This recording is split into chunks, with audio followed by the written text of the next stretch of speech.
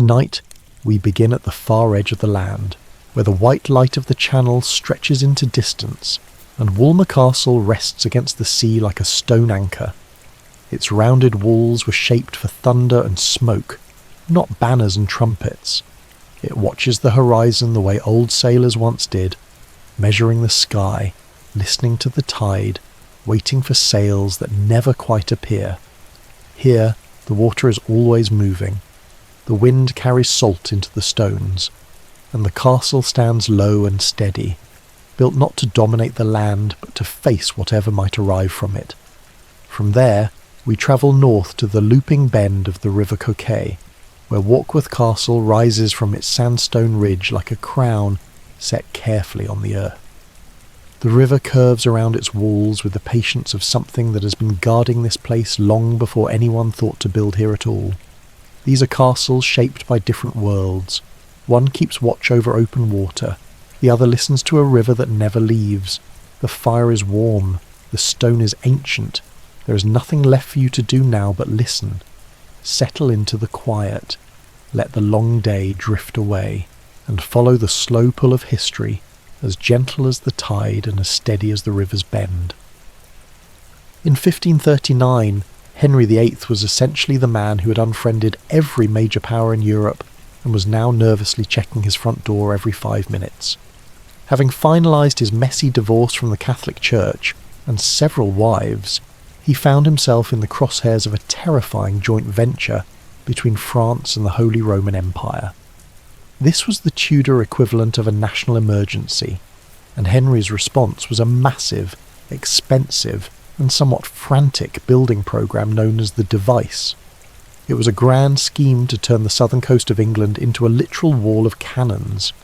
Walmer Castle was born not out of a desire for a seaside retreat, but out of the 16th century version of prepper paranoia. It was designed to be a device of fortification, a specialised tool built for one purpose: to make anyone approaching by sea have a very, very bad day. The construction was a masterclass in aggressive recycling. Henry was never one to let a good resource go to waste, especially if it belonged to someone he'd just evicted. When he dissolved the monasteries, he didn't just take the gold, he took the literal walls. Much of Walmer's foundation is made of high-quality stone liberated from Langdon Abbey. It is a peculiar irony that a fortress designed to protect the kingdom was built from the ruins of the very religious houses the king had dismantled. It's the architectural version of stealing your neighbour's garden shed to build a barricade against their angry relatives. The monks were out, the masons were in, and the sacred was repurposed into the purely ballistic. When you look at Walmer from above, it doesn't look like a castle, it looks like a particularly lethal stone clover. This quatrefoil plan was the height of Tudor geometry. In the Middle Ages, castles were tall, rectangular, and essentially acted as giant targets for the newfangled invention called the cannon. Henry's engineers, however, realised that height was now a liability. Walmer was designed with a squat, symmetrical layout consisting of a central circular tower surrounded by 4 semicircular bastions. This wasn't for aesthetics. It was a mathematical solution to the problem of flying iron balls. By making everything curved, the engineers ensured that an incoming cannonball would likely glance off the side at an angle, rather than hitting a flat surface and transferring all its destructive energy into the masonry. It was the 1540s version of stealth technology, angled surfaces designed to deflect radar, or in this case solid shot. The central keep is the heart of the beast, a massive circular tower with walls reaching 20 feet thick at the base. It's less of a building and more of a solid plug of stone. This was the final fallback point, but its primary job was to provide a stable, vibration-resistant platform for the heaviest guns. If you've ever wondered why modern tanks are built low to the ground rather than as towering iron skyscrapers, you can thank the Tudor engineers at Walmer. They understood that a low centre of gravity and massive bulk were the only ways to handle the recoil of the massive basilisks and culverins that were the big tech of the Tudor military-industrial complex. The 4 bastions that radiate from this core are the castle's teeth. They are semicircular outer towers that interlock to provide 360 degrees of fire. There are no blind spots here. If you were a French sailor trying to land on the shingle beach, you would find yourself in a crossfire no matter where you stepped. Unlike the soaring battlements of Harlech or Conwy, Walmer is a sunken fortress. It was built low and partially tucked into a dry moat, making it nearly invisible from the sea until you were well within the uncomfortable range of its guns. It didn't stand on a hill to intimidate. It hid in the shoreline like a stone crocodile, waiting for someone to get close enough to snap. In modern terms, Walmer wasn't a castle. It was a bunker. It was a purpose-built, single-use hardware solution for a geopolitical software problem. It lacked the soaring towers of the Romantic era, because it was built by men who knew that a tall tower is just a pile of rubble waiting to happen when confronted with gunpowder. It was built fast, built thick, and built with stones that used to hear Latin chants, but were now destined to hear the deafening roar of black powder. Henry's device was a desperate gamble, a geometrical shield thrown up in a hurry to protect a king who had run out of friends and was betting everything on the strength of recycled abbey stone and the math of the circle. Once the mortar had dried and the French invasion fleet, awkwardly for Henry's massive invoice, failed to actually show up, Walmer Castle settled into its primary role, a stone-cold insurance policy. By 1540, the castle was a bristling pincushion of artillery, sporting 39 distinct gun positions. This wasn't a one-size-fits-all setup. It was a layered defence system that would make a modern naval strategist nod in approval. On the upper tiers sat the culverins, long-range, temperamental brass beasts that could hurl an 18-pound ball nearly 2 miles into the English Channel. Moving down the levels, you reached the heavy sakers and minions, and finally, at the very bottom, tucked into the basement, were tiny, specialised loops for handguns and murder holes for anyone foolish enough to actually reach the walls. It was the 16th century equivalent of an onion, layers of increasing violence designed to ensure that the closer you got, the more regret you felt. Life for the Tudor garrison, however, was significantly less exciting than the hardware suggested. For over a century, the castle was manned by a captain and a skeleton crew of professional gunners who lived in a state of high-alert boredom. The central keep's rooms are stone-vaulted, impressive, and, to be frank, relentlessly damp. Imagine living in a high-security wine cellar with a salt-crusted wind howling through the gun ports. These men weren't knights in shining armour. They were more like specialised technicians, the IT department of the coastal defence world. Their days were spent polishing brass, drying out gunpowder, which has a frustrating tendency to turn into useless sludge in the sea air, and staring at the horizon for French ships that never came. It was a career of waiting, punctuated by the occasional celebratory salute that probably deafened everyone in the room.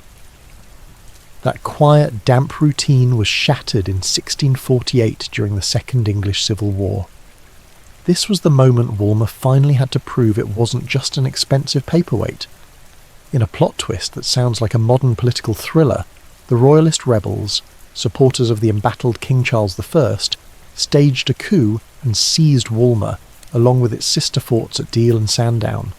Suddenly the device was being used against the very government that maintained it. The parliamentarian forces, led by Colonel Rich, didn't take this lightly. They surrounded the castle, but they faced a problem. Walmer was literally designed to deflect cannonballs. Direct fire from the land was like throwing pebbles at a tortoise shell.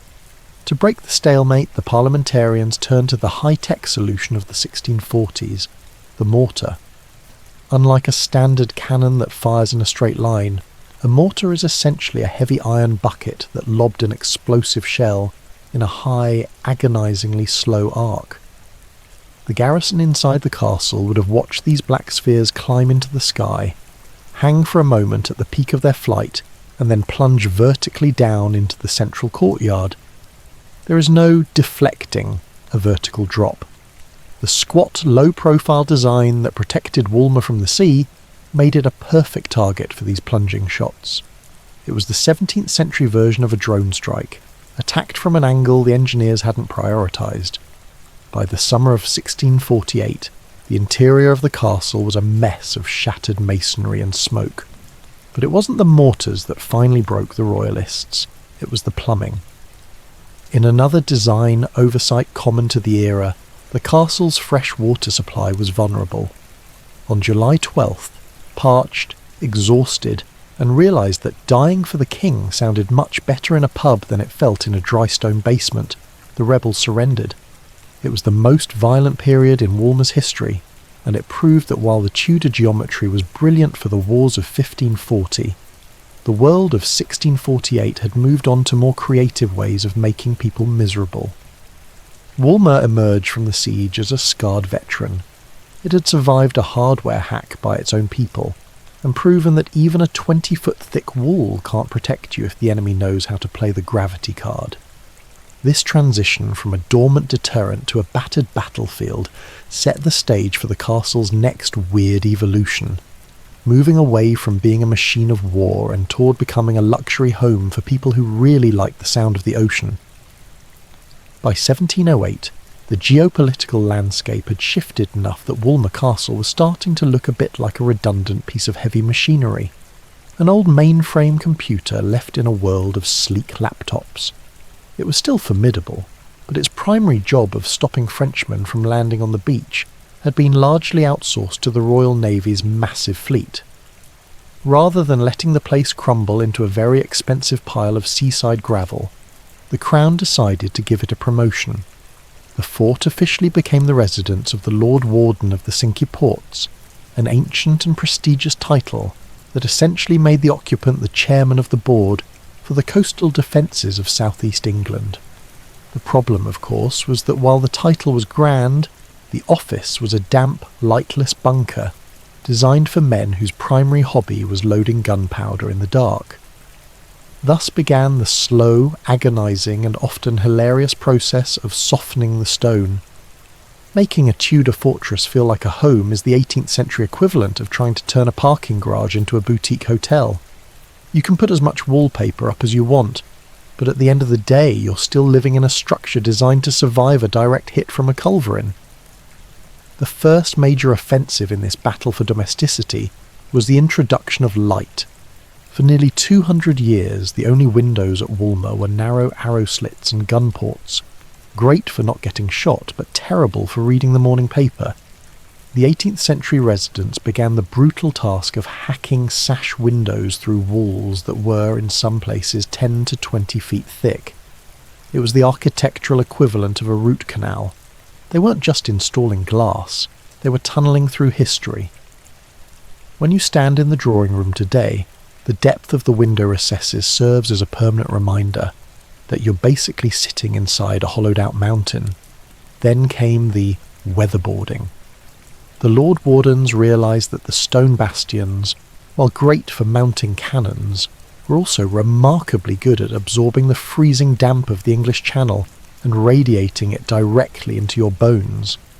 Their solution was to build timber-framed rooms directly on top of the stone platforms. It was effectively a series of 18th century penthouses grafted onto a battleship.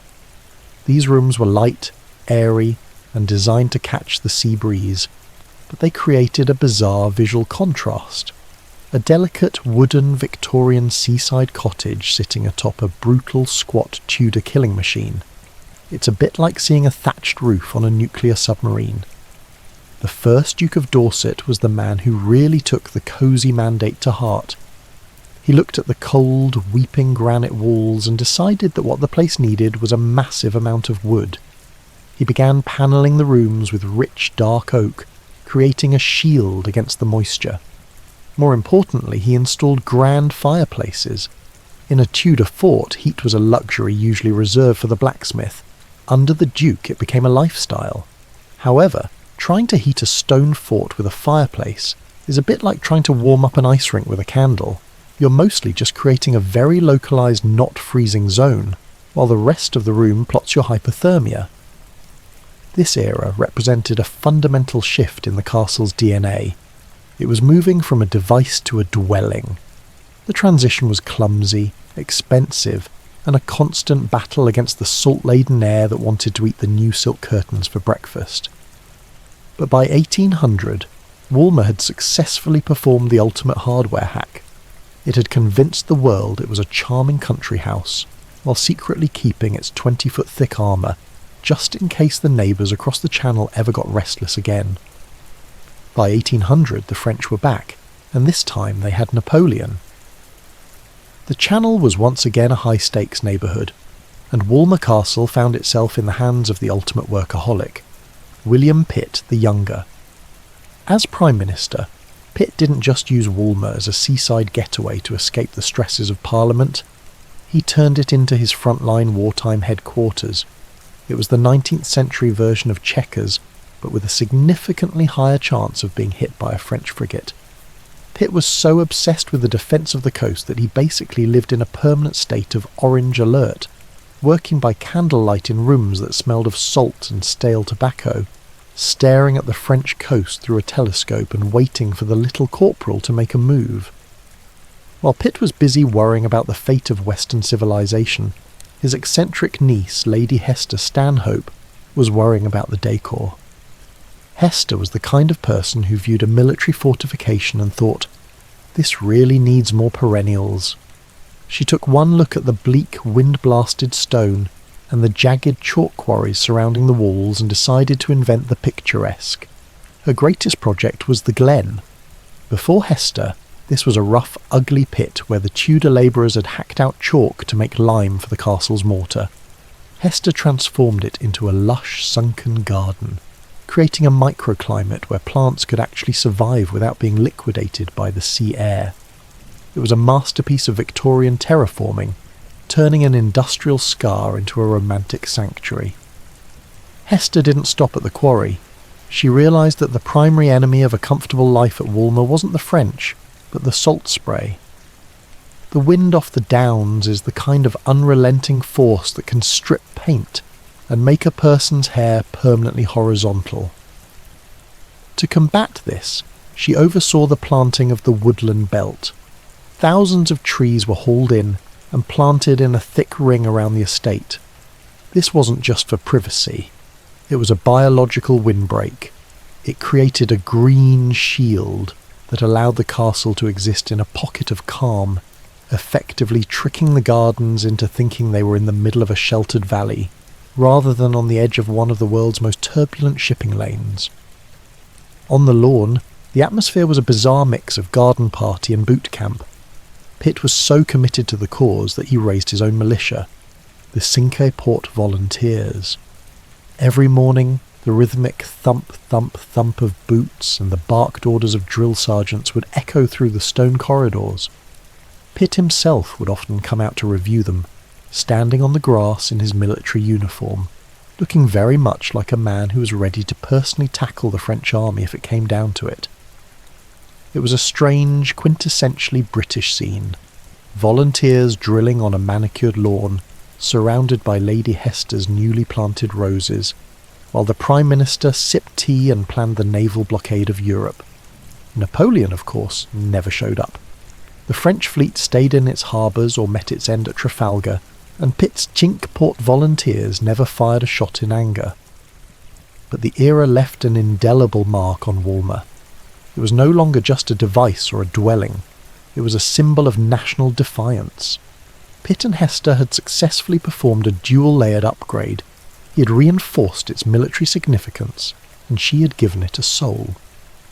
They turned a cold Tudor gun platform into a lush, forested estate that was ready for anything, from a full-scale invasion to a high society garden party. It was the ultimate pivot in the castle's history, setting the stage for the arrival of its most famous resident, a man who actually had defeated Napoleon and was looking for a quiet place to sit down. In 1829, the man who had effectively ended the Napoleonic Wars and redefined the map of Europe moved into Walmer Castle. You might expect the Duke of Wellington, the Iron Duke, to have demanded gilded ceilings and silk-lined walls to match his status as Britain's greatest living hero. Instead, Wellington treated Walmer with the same unsentimental utilitarian focus he had applied to the battlefield at Waterloo. He didn't want a palace, he wanted a command centre. For the next 23 years, the most famous man in the world lived in a stone room that would make a modern minimalist feel cluttered. To Wellington, the castle wasn't a showpiece, it was a sturdy, reliable piece of equipment. The centrepiece of this Spartan lifestyle was the Duke's bedroom. If you walked in today, you'd be forgiven for thinking you'd accidentally stumbled into a mid-ranking officer's tent in the middle of a peninsular campaign. There is no grand four-poster bed here.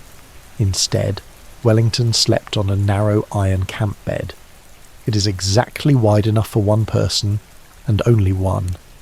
The Duke famously remarked that, when it is time to turn over, it is time to turn out, meaning that if you were restless enough to need more space, you might as well get up and start working.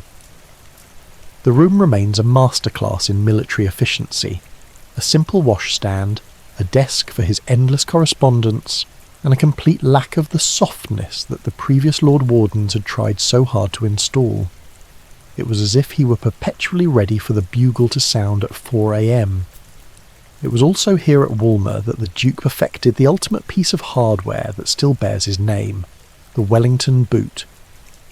Before the Duke got his hands on them, soldiers wore Hessian boots, ornate, tasselled things that were notoriously difficult to wear with the new fashionable trousers of the 19th century. Wellington, ever the pragmatist, ordered his London shoemaker to strip away the tassels, use soft calf skin, and cut the boot closer to the leg.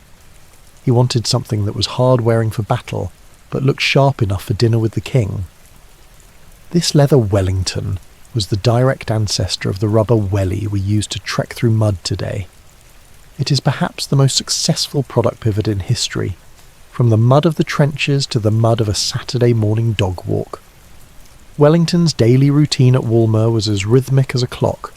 He would rise early, walk the battlements in all weathers, and greet the local townspeople with a curt but polite tip of his hat. He became a fixture of the local landscape, the old Duke who lived in the castle. Even as his health began to fail in his 80s, he refused to update his lifestyle. He viewed luxury as a form of surrender, and Wellington was not a man who surrendered. The end came on the afternoon of September 14th, 1852. In a final act of unpretentious consistency, the man who had commanded vast armies and governed nations didn't die in a grand bed surrounded by weeping relatives. He passed away quietly in a simple, yellow-covered leather armchair in his room. That chair still sits in the castle today, positioned exactly where it was that Tuesday afternoon. There is something profoundly British about the scene. The great victor of Waterloo, the Iron Duke who had stared down Napoleon, finally meeting his end in a comfortable, slightly worn piece of furniture after a lifetime of choosing the iron camp bed. His death marked the end of an era for Britain, but for Walmer, it cemented its status not just as a fort, but as a shrine to a specific kind of rugged, understated character. After the death of the Iron Duke, the guns of Walmer fell into a permanent, respectful silence. The castle had survived the paranoid device of Henry VIII and the mortar-scarred chaos of the Civil War, but its final and perhaps most difficult mission was its transition into a place of absolute, curated peace. By the late 19th century, the castle was no longer a machine of war. It had become an architectural canvas for the great and the good of British society. The Lord Warden was now a largely ceremonial title, the ultimate honorary membership, and the castle was their clubhouse. One of the most striking remnants of this era is the Broad Walk, guarded by the legendary Cloud Hedge. This isn't your standard suburban garden boundary. It is a massive undulating wall of yew that looks like a series of frozen emerald cumulus clouds.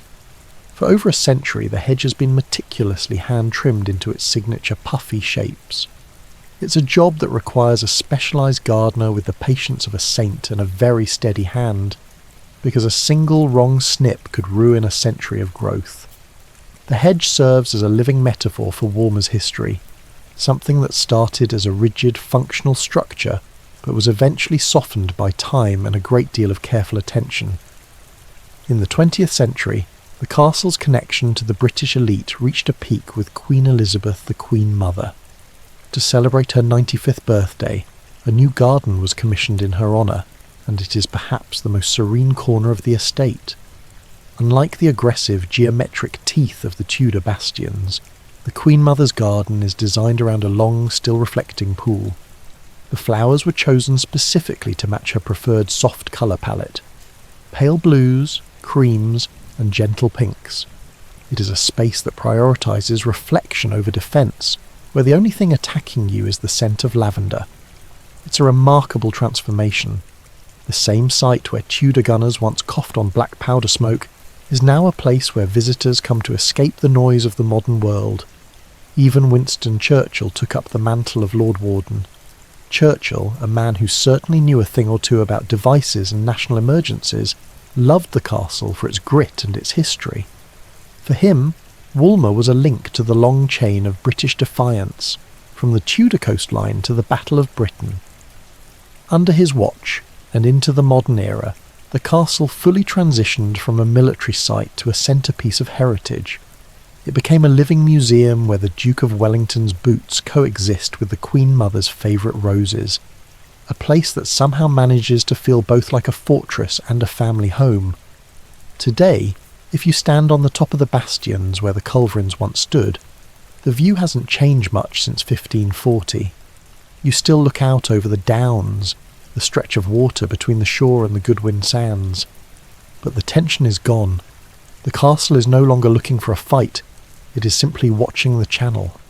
The stone cloverleaf that Henry VIII built to protect his crown has become a sanctuary for everyone else. The story of Walmer always ends the same way, with the sound of the sea. Just outside the dry moat, past the woodland belt and the Tudor walls, lies the shingle beach. The rhythmic, dragging sound of waves hitting the stones is the same sound that the bored Tudor gunners, the anxious William Pitt, and the ageing Duke of Wellington all heard as they drifted off to sleep. It is the steady heartbeat of the coast, a reminder that while kings and empires rise and fall, and while fortresses turn into gardens, the saltwater always gets the last word. Long before Warkworth Castle had walls, towers, or opinions about Scottish politics, it had something far more reliable. It had a river that did not like being crossed. The River Coquet bends sharply around a high ridge of sandstone just inland from the Northumberland coast, looping so tightly that it almost seems to be hugging the land for warmth. From above, the bend looks deliberate. From below, it looks inconvenient. The ridge rises steeply from the water, forming a natural platform with clear views in every direction. Anyone approaching has to come uphill. Anyone attacking has to cross water first. Anyone retreating has to explain why they thought this was a good idea. It is the sort of place that quietly invites a castle. People noticed this long before anyone built one. The Coquet Valley has always been a corridor between coast and countryside, between trade and trouble. The sea lies only a short distance away, close enough to deliver both merchants and raiders with equal efficiency. Inland, the rolling farmland leads toward the Scottish border, which has historically treated peace as a temporary arrangement. In the 12th century, Northumberland was less a county and more a suggestion. Allegiances shifted, borders blurred, kings argued, armies passed through with the confidence of people who did not plan to stay. In 1139, the ridge finally received its first serious attention.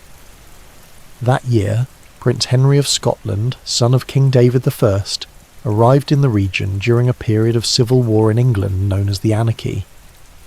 With King Stephen distracted, Scotland pushed south to secure territory and influence. Prince Henry did not waste time admiring the scenery. He ordered the construction of a wooden motte and bailey on the ridge. The design was familiar: an artificial mound raised by hand, a timber tower on top, a fenced enclosure below, quick to build, quick to defend, quick to abandon if things went poorly. This was not a castle for permanence, it was a castle for opportunity. From this position, Henry could control movement along the river and watch the approaches from both coast and countryside. The bend in the Coquet acted as a ready-made moat on three sides, forcing any attacker into narrow crossing points that could be defended with minimal effort and maximum confidence. It was a castle that let geography do the heavy lifting. When English authority eventually reasserted itself, Warkworth passed into the hands of Roger Fitzrichard, a powerful Norman lord with a talent for acquiring land and a preference for not giving it back. Roger understood the ridge immediately. He replaced timber with stone. By the mid-12th century, the wooden fort was giving way to something far more permanent. Curtain walls were raised along the edge of the ridge, following its natural contours. Towers were added to anchor the defences and provide commanding views of the river loop below. Among the earlier stone structures was what later became known as the Carrickfergus Tower, a massive rectangular tower that likely drew inspiration from the great Anglo-Norman fortresses of Ireland and Western Britain. It was not subtle. It was designed to be seen from the river and remembered by anyone passing beneath it. This transition marked Warkworth's real beginning. No longer a temporary occupation, the castle settled into the landscape as if it had always planned to be there. The river continued its loop. The ridge held firm. Stone followed shape. Life within the walls became routine. Guards watched the river crossings. Supplies arrived by boat and cart. The sound of water moving below the walls became part of daily life. Warkworth was not isolated. It was connected, which meant it could be attacked. During the wars of Scottish independence in the early 14th century, Northumberland found itself once again on the front line of someone else's ambition. Raiding parties crossed the border. Castles were tested. Settlements were burned with discouraging regularity. In 1327, Warkworth faced two separate Scottish attacks. The first came during a wider campaign of destruction across northern England. Scottish forces moved quickly, striking targets of opportunity and withdrawing before English armies could respond. Warkworth was not a target of opportunity. It was a problem. The attackers attempted to take the castle by force, but the river bend and high ridge worked exactly as intended. The approaches were narrow, the walls were strong, the defenders had time to prepare, the castle held. Later that same year, another Scottish force returned, hoping for better luck or worse defences. They found neither. Again, Warkworth resisted. The river kept its loop. The ridge kept its height. The walls kept their patience. By the early 14th century, Warkworth had proven what its builders had suspected from the beginning. This was not a place that fell easily. It was a place that watched armies arrive, hesitate, and leave. And it was only just beginning to collect reasons for people to remember it. By the early 14th century, Warkworth Castle had already proven that it was not a place to be taken lightly. It had resisted Scottish raids. It had let the river do most of the fighting. It had watched armies arrive, hesitate, and leave. What it needed now was an owner who appreciated these qualities. In 1332, that owner arrived. The castle was purchased from the crown by the Percy family, Earls of Northumberland, a dynasty whose idea of subtlety rarely extended beyond choosing which banner to fly. The Percys did not collect castles for comfort. They collected them for control. Warkworth, sitting neatly between England and Scotland, was exactly the sort of place that suited them. From here, they could watch the border. They could manage their estates. They could host allies and intimidate rivals without needing to raise their voices. And most importantly, they could remind anyone passing along the River Coquet exactly whose land this was. One of their first additions was not structural at all. It was symbolic. Carved into the face of the keep appeared the Lion of Northumberland, the Percy family emblem. The lion did not smile. It did not soften its expression for passing merchants. It sat high on the stonework facing north, where Scottish raiders would be most likely to appear. This was not decoration. It was a warning. The message was simple. You are being watched. You are on Percy land. Proceed accordingly. The Percys were not content to simply inherit Warkworth. They intended to remake it. At the heart of this transformation rose the castle's most distinctive feature, the great tower, a structure so carefully designed that it looks less like a medieval fortress and more like the work of an architect who had read too many geometry books and decided to build one in stone. This was not a keep in the traditional Norman sense. It was a tower house, a residence first, a fortress second, and a piece of architectural ambition in every detail. Its plan followed the shape of a Greek cross. From above, the tower forms a perfect symmetrical cross, with 4 equal arms radiating from a central core. Each wing held its own suite of rooms, allowing the household to function like a carefully organised palace rather than a stack of defensive platforms. Nothing here was accidental. The symmetry was intentional. The balance was deliberate. The message was confidence. At the centre of the tower rose what became known as the lantern, a tall vertical light well that carried daylight from the upper floors down into the heart of the building. Sunlight filtered through openings at the top and drifted downward, illuminating staircases, corridors and chambers that would otherwise have relied entirely on torchlight. For a medieval castle, this was indulgent. Light was expensive. Windows were structural risks. Designing a tower around illumination suggested a household that valued comfort as much as security. The lantern also served another purpose. Rainwater collected on the roof and was carefully channeled downward through a system of stone-lined drains built into the walls. This water was filtered and stored, providing a reliable internal supply even during siege. In effect, the tower made its own weather useful. This system allowed Warkworth's Great Tower to function almost as a self-contained residence. It had living chambers, storage rooms, kitchens, private apartments, and a water supply, all wrapped in walls thick enough to ignore most medieval persuasion. The upper floors belonged to the Percy family themselves.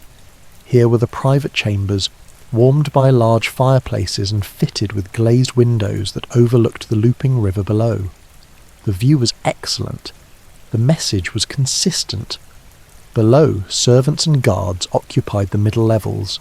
At ground level, stores and service rooms supported the whole structure. The tower was not built for emergencies alone, it was built for long stays. Around it, the rest of Warkworth continued to develop. The curtain walls were strengthened, gateways were improved, the outer ward expanded to accommodate stables, workshops, and the daily machinery of a great household. Warkworth was becoming less a border fort and more a northern capital. The Percys entertained lavishly. They held courts. They settled disputes. They negotiated alliances. To be invited to Warkworth was to be reminded that the north of England was not governed from London alone. It had its own centre of gravity. By the end of the 14th century, the castle had become the principal seat of the Earls of Northumberland, a family whose wealth rivalled that of kings, and whose loyalty was often conditional. Warkworth no longer merely guarded the river, it ruled it, and from its great tower, carved with a lion and built on a cross, it watched the border with the calm confidence of a place that expected to be obeyed.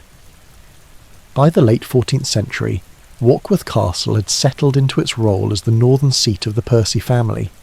It had a great tower shaped like a perfect cross. It had a lion carved into its stonework. It had a river doing its defensive work without complaint. What it needed now was a personality. It received one in Sir Henry Percy, better known to history as Harry Hotspur. Hotspur was born in 1364 into a family that treated border warfare the way other families treated farming. The Percys had guarded England's northern edge for generations, and Harry grew up inside that responsibility. He learned to ride early.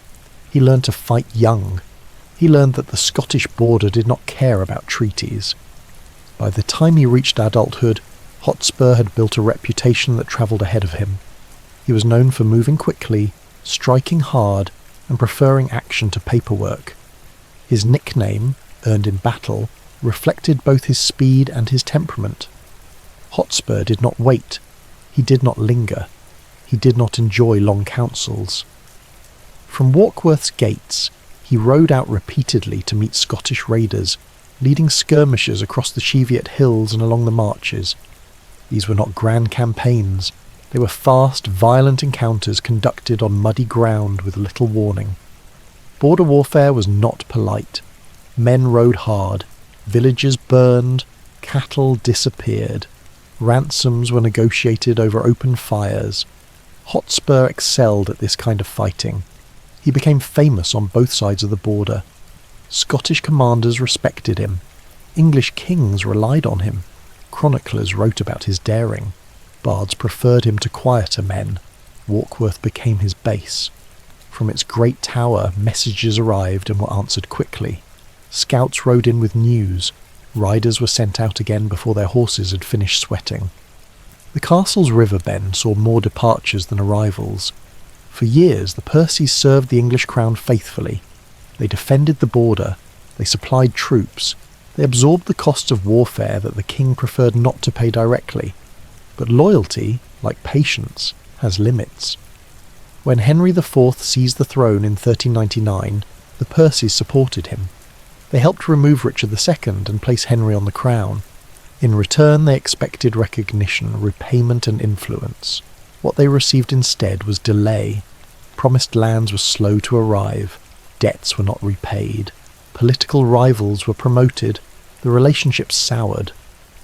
By 1403, the Percys were no longer merely irritated. They were planning. Inside Warkworth's walls, discussions turned from defence to strategy. Letters were exchanged. Alliances were considered. The family met with other discontented nobles to discuss a radical idea: dividing England.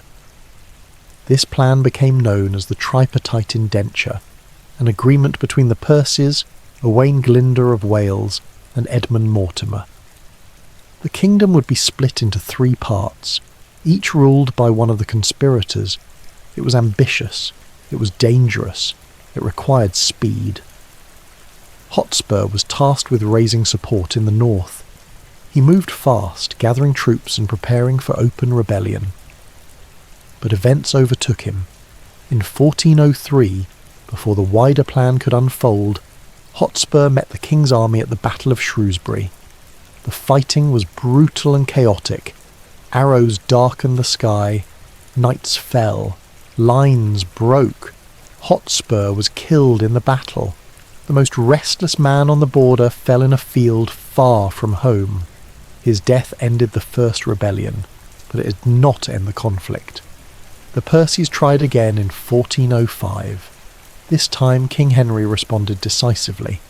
A royal army marched north, bringing with it something Warkworth had never faced before: great guns. These early cannons were slow, loud, inaccurate and terrifying. They fired stone balls that struck walls with dull, echoing force. They did not need to be precise. They only needed to keep firing. When the king's army arrived outside Warkworth, the message was clear. This was no negotiation. The artillery was set in position. The fuses were lit. The guns roared. The castle, which had resisted armies for centuries, found itself facing a new kind of enemy. Stone walls that had been built to withstand ladders and arrows now had to absorb repeated impacts from heavy shot. The first cannonball struck the curtain wall. Dust fell. Stone cracked. The second shook the tower. The third broke masonry. By the 7th shot, the defenders had seen enough.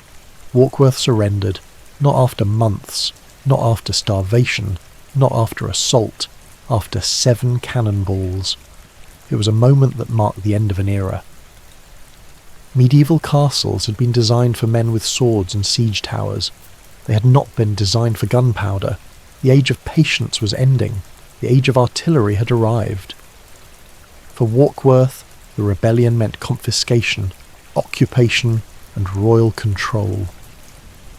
The Percy stronghold was taken into the king's hands. The lion still looked north, but its authority had been checked. The castle remained, but the family that had ruled it was broken, and the border, as always, waited for the next argument. Not every story at Warkworth involves armies, rebellions, and cannonballs. Some involve silence. Downriver from the castle, where the River Coquet presses itself against a steep sandstone cliff, the rock has been cut away with astonishing patience. What remains looks less like a building and more like the inside of a thought. This is the Warkworth Hermitage. It is not a cave. It is not a ruin. It is a house that was carved out of a cliff face, room by room, with chisels, muscle, and an unusual amount of determination. The hermitage sits low by the water, tucked into the curve of the river where boats pass quietly, and the castle towers loom far above. From the outside, it appears almost accidental, a dark opening in pale stone half hidden by shadow. Inside it opens into a series of chambers. There is a chapel, with an altar carved directly from the living rock, a sacristy where vessels were kept, a solar where the occupants slept, and small side chambers that once held stores, tools, and whatever else a medieval hermit considered essential. The walls bear carvings, not decorative ones, symbolic ones, a knight kneeling, a lady standing beside him, a figure of Christ on the cross. These are not grand sculptures, they are intimate. The most persistent story attached to this place is that of Sir Bertram of Bothall, a knight who is said to have retreated here to perform penance for killing the woman he loved. The tale goes that he carved her likeness into the stone so that she would be with him in his isolation. He lived here in solitude, praying, fasting, and slowly wearing down the years beside the river. The castle above carried on with its politics and feasts. The hermitage below listened only to water. Whether Sir Bertram truly existed in this form or not, the carvings remain. The story fits the space too well to be ignored. The chambers feel contemplative. The silence feels deliberate. It is the sort of place where people come to be quiet on purpose. The hermitage was not isolated from the castle. It belonged to it. The Percys maintained it. Clergy visited it. Pilgrims crossed the river to reach it. It was part of Warkworth's identity, proof that even border lords who collected castles also collected forgiveness. But while one sacred space was being cut into stone below the walls, another was being imagined inside them. Inside Warkworth's inner bailey, the Percys planned something ambitious, a collegiate church, not a simple chapel, not a private oratory, a full religious institution, staffed by priests, built on a scale worthy of a family that intended to be remembered. Foundations were laid, walls were begun, vaults were planned. The intention was clear. This was meant to be a permanent statement of faith, wealth, and legacy. Then the work stopped. The reasons are not dramatic. They are practical. Money shifted. Politics intervened. Priorities changed. The Percy family had lost favour, regained it, and lost it again over the course of the 15th century. Their fortunes rose and fell with each change of monarch. Projects that required long stability did not survive short reigns, and so the church was never finished. What remains today is a vast underground basement, a stone shell of a dream that never rose above ground level.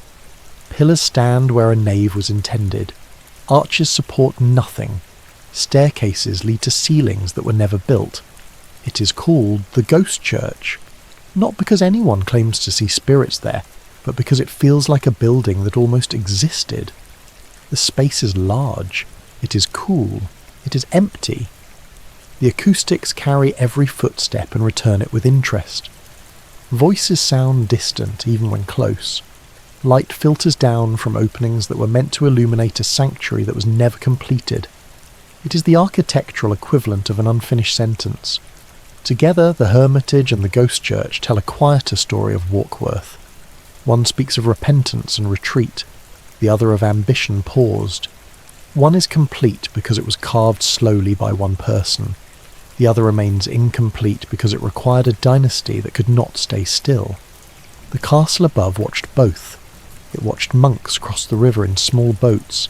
It watched masons lay foundations and then leave. It watched history shift its attention elsewhere. Warkworth, which had once measured time in sieges and battles, began to learn a different rhythm, the rhythm of projects that begin and projects that do not. And through it all, the river continued its loop, indifferent to both faith and architecture, moving past cliff and castle alike, carrying stories downstream whether anyone was ready to finish them or not. By the middle of the 16th century, Warkworth Castle had already lived several very respectable lives. It had been a border fortress, a Percy stronghold, a residence for restless knights, a place of prayer carved into cliffs and ambition carved into foundations. What it had not yet been was irrelevant. That phase would come later. The first sign that the world was changing arrived in 1569, when northern England once again decided it had opinions about religion. The rising of the north was a Catholic rebellion against Queen Elizabeth I, led by the Earls of Northumberland and Westmoreland. Their goal was to restore Catholic influence and ideally remove the Queen. It was ambitious. It was ill-timed. It was not especially well coordinated. Warkworth found itself once again attached to the losing side. When the rebellion collapsed, the crown moved quickly. Estates were confiscated, power bases were dismantled, the Percy lands were seized, and Warkworth passed into royal hands. This was not done gently. The castle was no longer a favoured residence. It was no longer a political centre. It became an asset that required maintenance and delivered none of the benefits, which is usually the first step toward neglect. For a time, Warkworth lingered in a kind of administrative limbo. Officials passed through. Repairs were postponed. Roofs began to leak.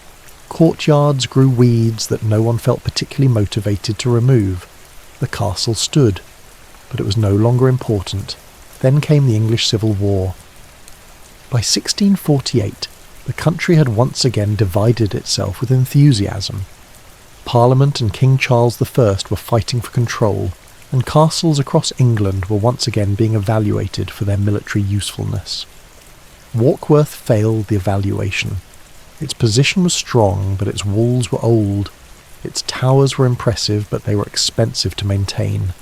Its river bend still guarded three sides, but the age of artillery had arrived. Parliament decided Warkworth was not worth keeping, so they ordered it slighted. This was not the dramatic destruction of siege and bombardment. It was something more methodical and far less romantic. The first targets were the lead roofs. Lead was valuable. Lead could be melted down and reused. Lead paid for armies. The roofs were stripped. Rain was invited in. Ceilings began to rot.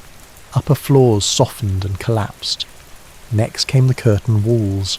Sections were deliberately pulled down to prevent the castle from being used again as a stronghold. Gateways were weakened. Defensive towers were partially dismantled. The outer buildings were open to wind, weather, and opportunistic masonry.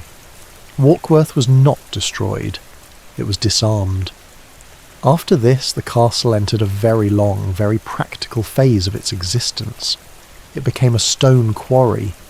For more than a century, local villagers treated Warkworth as a conveniently located pile of high-quality building material.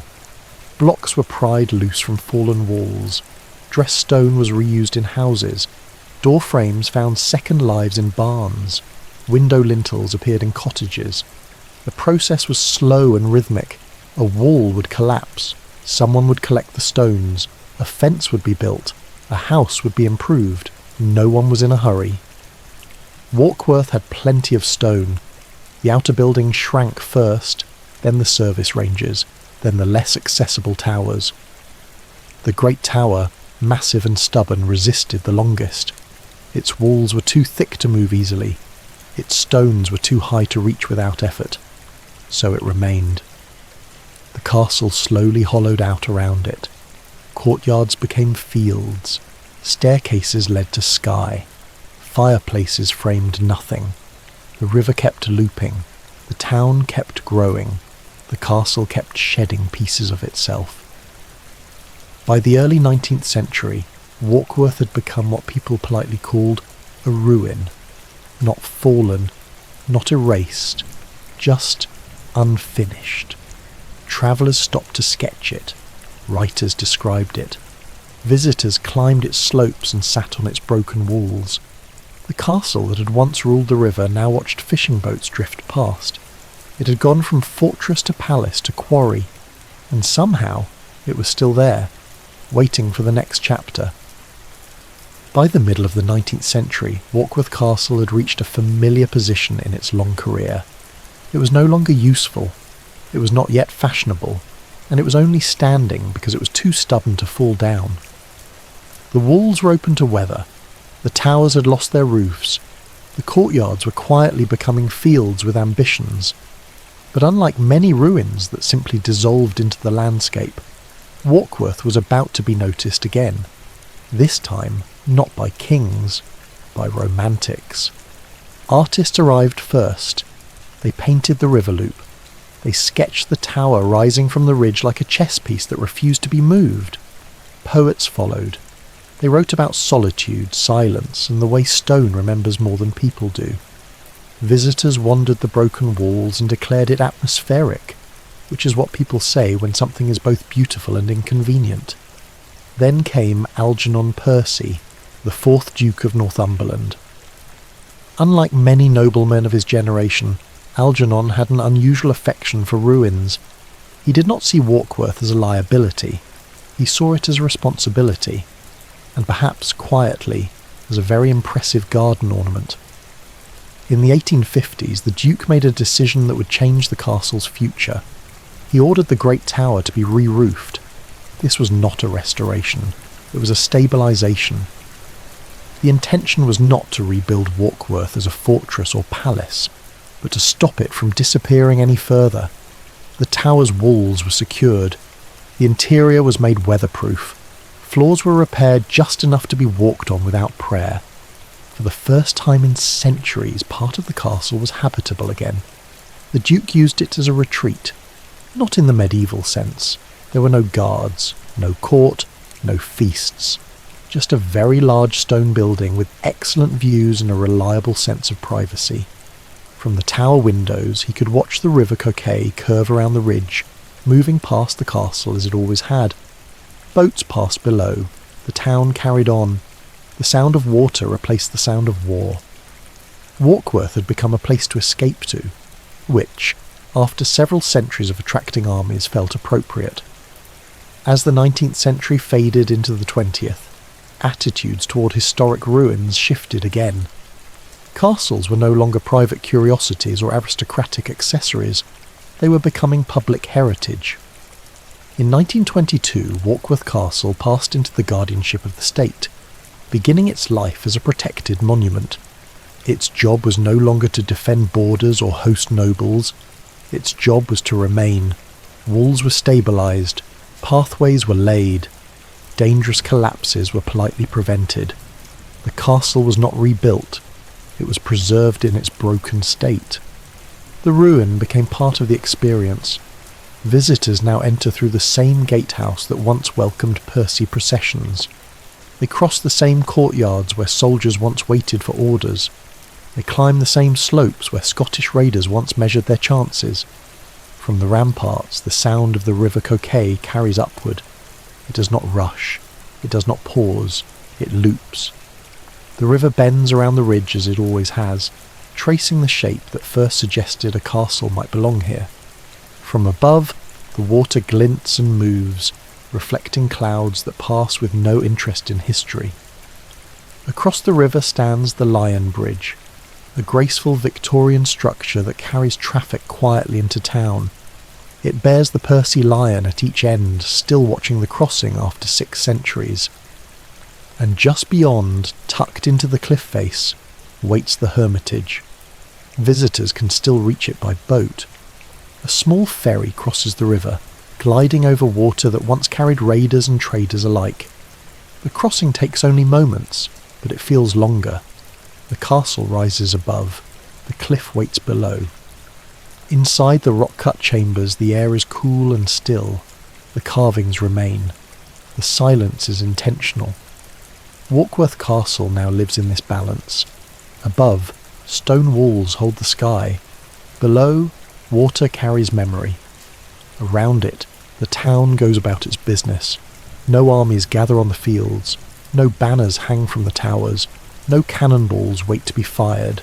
The castle stands. It listens to the river. It watches the road.